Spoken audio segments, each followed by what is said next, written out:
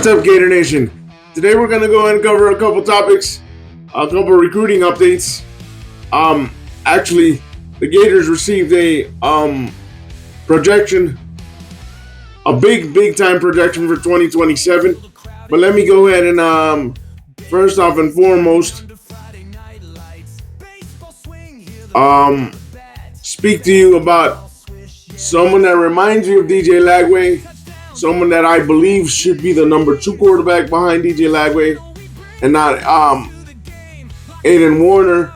But that's my opinion because he reminds you a lot of DJ Lagway, and he's impressing in fall camp as a true freshman.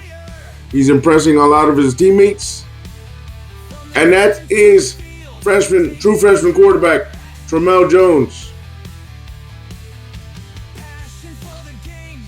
So let me go ahead and tell you what they're saying about Tramel Jones, and then we'll go ahead and get an update about Braylon Womack and about the number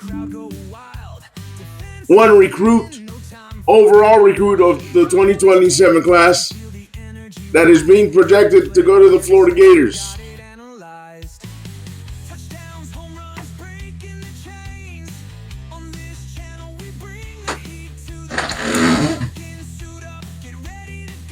This was written by our friend of the channel, Cam Parker, on yesterday.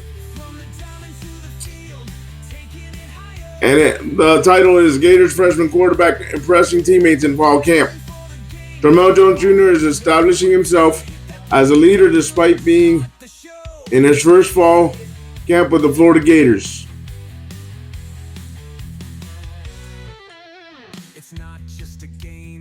After suffering a season-ending leg injury in his senior season with Jacksonville Mandarin and entering a program with an established starter and 2 more with starting experience ahead of him, quarterback Tramel Jones was beginning to go unnoticed by outsiders entering his first season with the Florida Gators.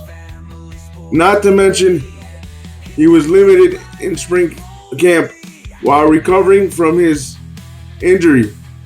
Now healthy in his first fall camp, the former 4-star not only is a full participant, but he's also thriving in practice.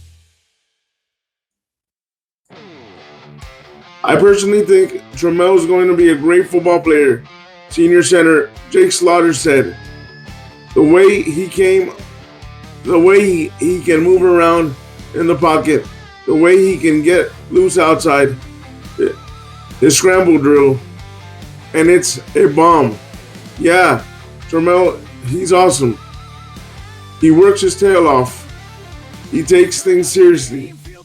You see him in a walkthrough, and it's game day rep for him. So I've been very impressed.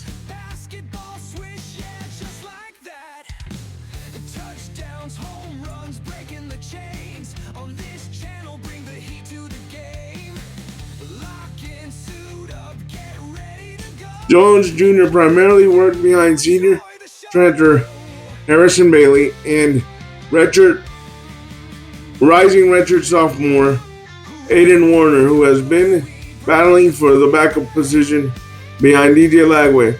While Lagway is still limited in some aspects of practice, Jones Jr. has been taking advantage of the reps he is receiving. Florida Gators, as I learned in Saturday's scrimmage, he accounted for 2 touchdowns with 1 passing and 1 rushing.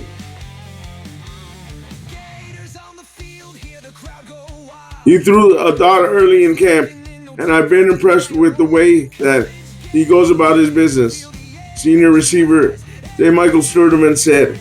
He's very professional, which is extremely impressive because of how young he is. You know, he just got here out of high school, so he's been great, and I'm excited to see him grow.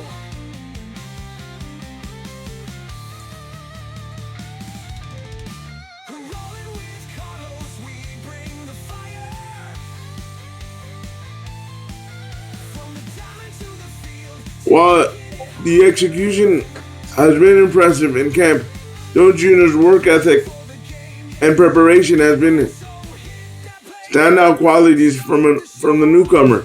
I think the guys respect Trammell because of the way he works and prepares, Slaughter said.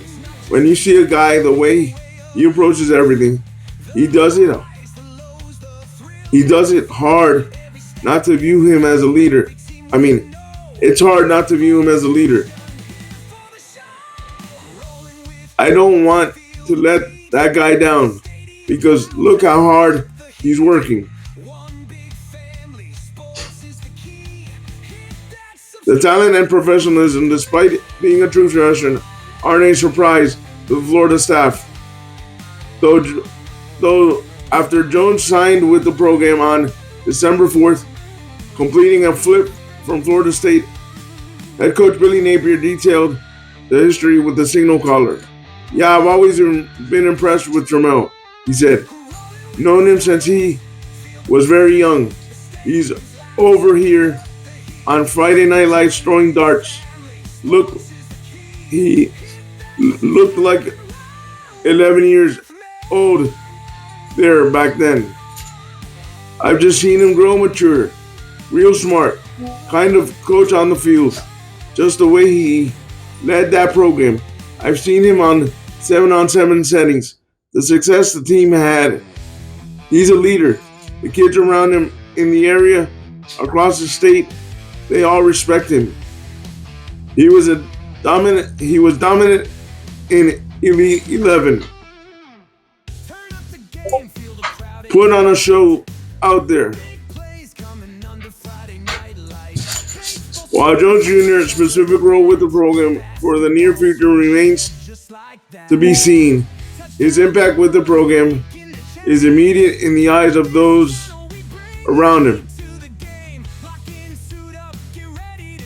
Guys, to me, in my opinion, ever since I saw an interview with Trammell Jones on High Top, which is another YouTube channel that I follow, and they're a great YouTube channel, they're a great Gator YouTube channel. He has a lot of qualities that we saw in DJ Lagway last year, and I believed he should be the number 2, even though Aiden's a sophomore and we have a transfer that's a senior that came in. But I've always believed he should be behind DJ Lagway because he reminds me a lot of DJ Lagway. So that's just me. In my opinion, he should not be the 4th on the depth chart. He should be number 2 because he's a similar quarterback to DJ Lagway. That's my opinion. You guys can leave me your thoughts down below. What you think if Jones should be the number 2 quarterback, or what do you think about that? Guys, let me go ahead and read to you an update about Braylon Womack and what we should expect from, or what is expected about Braylon Womack. Give me a second.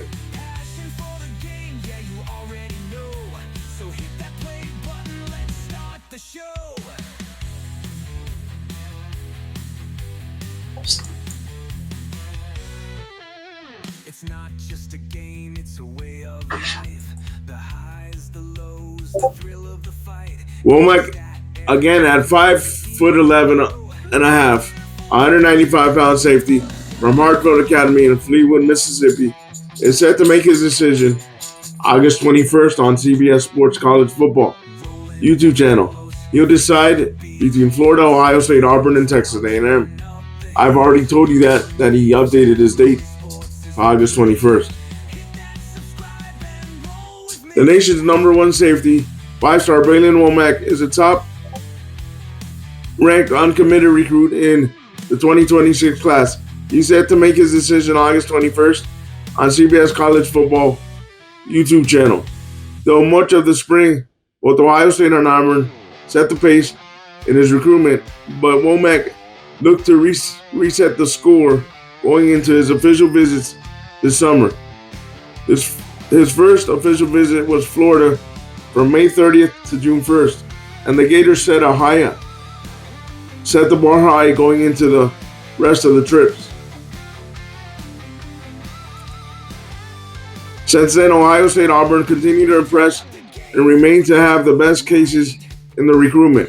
Here's the latest on the nation's number one safety with 13 days until he makes his decision what to consider when looking at Florida's chances and where Florida stands currently. Womack's relationship with Benny Sinceri. Womack has had a close relationship with the Gators safeties coach Benny Sinceri going back to his time in Washington. With Sinceri making the move to Florida, the relationship carried over. Womack's relationship with Sinceri could be looked at as one of the strongest, if not the strongest, in his recruitment as a whole. It's carried a lot of weight in how he looks at Florida, especially through his official visit with the Gators. Florida gave Womack a lot of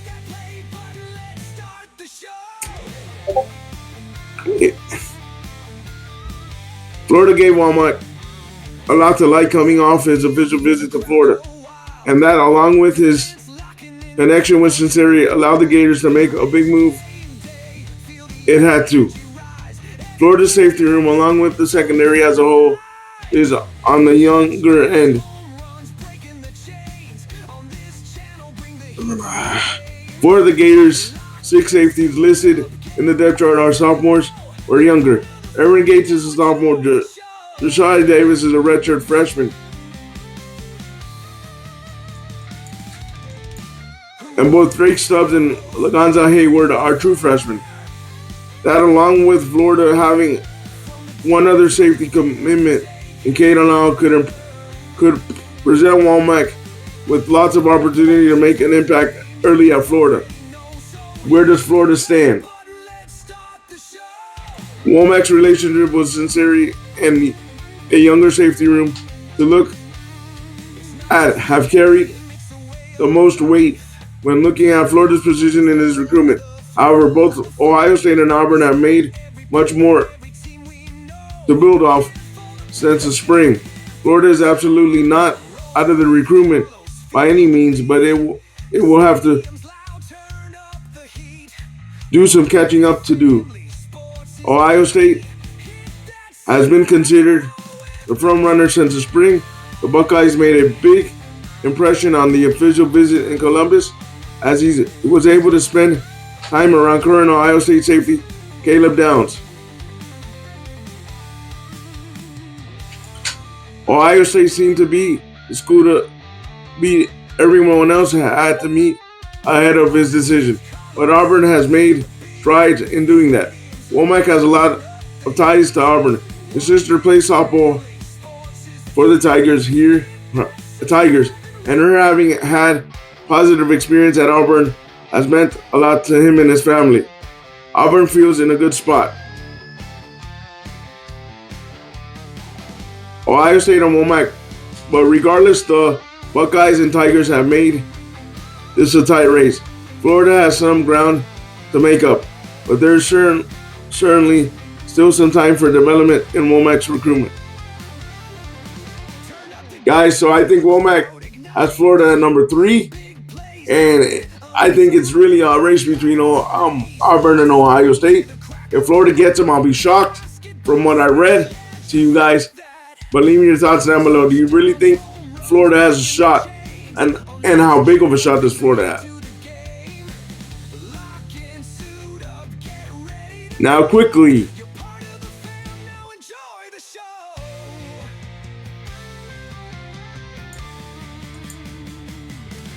the Gators are projected by Steve Wolfang to land not only the number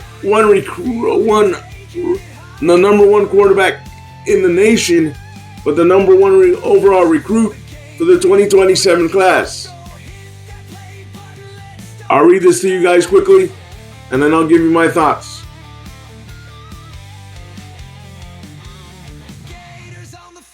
Billy Napier and the Florida Gators stay hot on the recruiting trail and are projected to land top quarterback recruit. Multiple analysts from rivals, including Steve Wilfong, project Elijah Havens to commit to the Gators. According to 24/7 Sports, he's not just the top quarterback in the country, he's the top player overall. The Baton Rouge product is the top quarterback on Rivals and ESPN as well. The DJ Lagway effect is becoming real. Now that he's at Florida and seen as one of the top quarterbacks in the SEC, others are following suit. A late season turnaround and preseason rankings in the Coaches Bowl haven't gone unnoticed. Since he's a freshman in 2027, Haven would line up perfectly as a successor to Lagway. He'd be a senior assuming he stays all 4 years during Haven's freshman season. That would give him a chance to sit behind a veteran for a year to learn from him before potentially taking the wheel. He's scheduled to visit on October 4th, the first home game against Texas since the Longhorns joined the SEC last season. The recruit could be in for a revenge game. Last season they lost 49-17.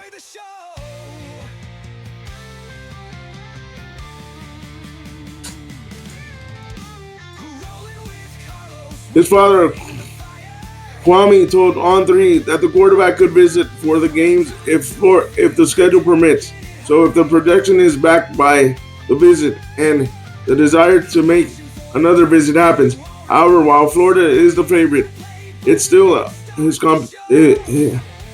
has competition from a rival to beat out. LSU is in the hunt to win over the hometown recruit. Alabama is also considered to be in the running. Michigan was initially in the running, but moved on and pursued quarterback Peter Borque. The decision worked out since he committed to the Wolverines on Monday. That's just one of the fewer schools for Florida to have to think about.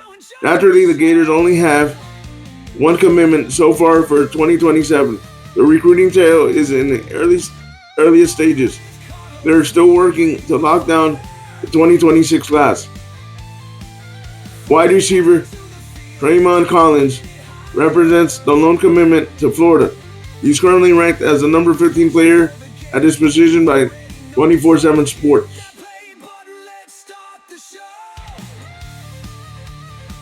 The Gators' 2026 class is up to 18 members after a slow start. The most relevant standout regarding Haven is four-star quarterback commit Will Griffin, coming a year after Lagway. He'll have a small window to compete for a starting job against Haven. He'll be a junior come Haven's freshman year. Guys, again, the recruitment for 2027 is too early. I'm glad that they have a projection for the Gators, but there's still a lot of work to do. And we don't even know if Billy Napier and company will succeed and be around after 2025. Do I want them to succeed? Of course I want them to succeed. I don't want them to be Ronzo 2.0, but the jury's still out on it. We've got talent. We should be in the playoffs, but it's a question of, can what we see on paper translate on the field, and can we end up 9-3 and 10-2 like 10-2 like the projection I've made in earlier videos. Leave me your thoughts down below. What do you think of all these topics? And like always, stay positive, stay on your grind, and go Gators.